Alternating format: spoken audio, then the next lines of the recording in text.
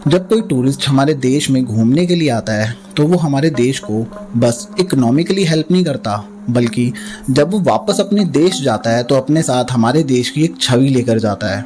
But क्या हो जब किसी और देश की आई हुई लड़की के साथ हमारे देश में कुछ ऐसा हो जाए जिसको सुनने में आपको और बताने में मुझे शर्म आ जाए।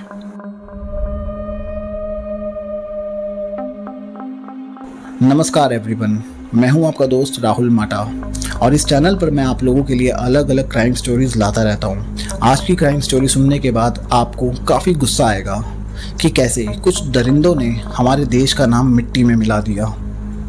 तो चलिए शुरू करते हैं। 6 मार्च 2024 4 टूरिस्ट कर्नाटक के हम्पी को एक्सप्लोर कर रहे थे। पहला, इजराइल की लड़की एज 27 साल। दूसरा, यूएस का लड़का डैनियल एज 22 साल। तीसरा, ओडिशा का विभास एज 23 साल।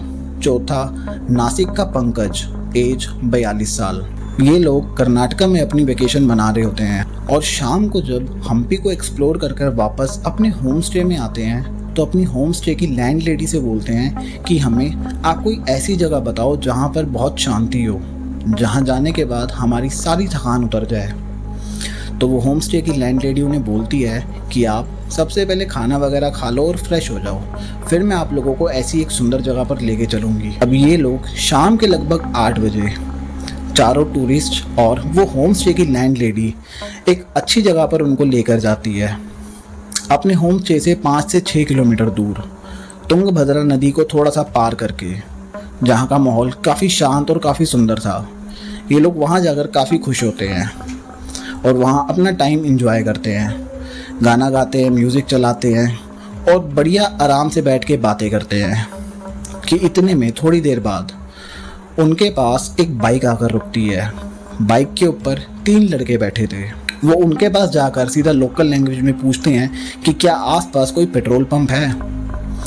वो लैंड लेडी, जो एक तरीके से वहाँ की लोकल थी, वो उनको लोकल लैंग्वेज में जवाब देती है कि हमें नहीं पता, आप आगे किसी और से पूछ लो।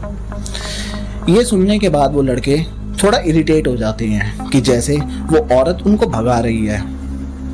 वो फिर दोबारा उनको बोलते हैं कि अगर आपको पता है तो बता दो। वो लेडी फिर उनको मना करती है तो वो लड़के ऊपर से कहते हैं कि आप हमें 100 रुपये दे दो, हम यहाँ से चले जाएंगे। इतने में ओडिशा वाला विभास अपनी जेब से 20 रुपये निकालता है और उनको देने की ट्राई करता है, जिसको देखकर वो तीनों लड़के और इरिटेट हो जाते हैं और हाथापाई पे उतर जाते हैं और धीरे धीरे एक एक करके उन तीनों लड़कों को नहर में धक्का दे देते हैं। ओडिशा वाला विभास और नासिक वाला पंकज, जिन दोनों को तैरना नहीं आता था, बट डैनियल पूरी कोशिश करता है उन दोनों को बचाने की। और डैनियल बहुत मेहनत करके पंकज को तो बचा कर ले आता है, बट विभास उसके हाथ नहीं आता।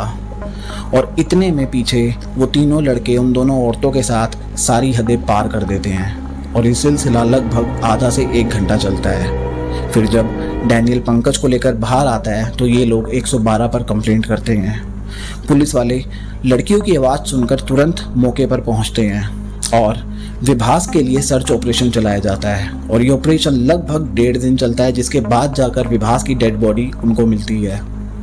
पुलिस वाले उन चारों को लेकर हॉस्पिटल जाते हैं और फिर उन क्रिमिनल्स की सर्च ऑपरेशन शुरू करते हैं। पुलिस वाले उन तीनों क्रिमिनल्स को पकड़ भी लेते हैं, जिसके बाद अब उनके ऊपर कार्रवाई हो रही है। बट क्या जो इंडिया का नाम खराब किया है उन लड़कों ने, वो कभी सही हो पाएगा? जो उन 3 दरिंदों ने उन दोनों औरतों के साथ किया है, क्या वो कभी भूल पाएंगी? जिस इंसान की जान गई है, क्या वो कभी वापस आ पाएगी? And the most important thing, जो इंडिया की उन्होंने ग्लोबली रेपुटेशन डाउन की है, क्या वो वापस आ पाएगी? आपका इसके ऊपर क्या व्यू है, ज़रूर बताना। मैं आप लोगों के लिए ऐसी क्राइम स्टोरीज लाता रहता हूँ। अगर वीडियो अच्छी लगी हो तो लाइक, कमेंट और शेयर ज़रूर करना, क्योंकि ये आप लोगों के लिए तो फ्री है, बट मेरे लिए एक बहुत बड़ी मोटिवेशन का काम करती है। अब मैं आपसे फिर मिलूँगा एक और नई क्राइम स्टोरी के साथ।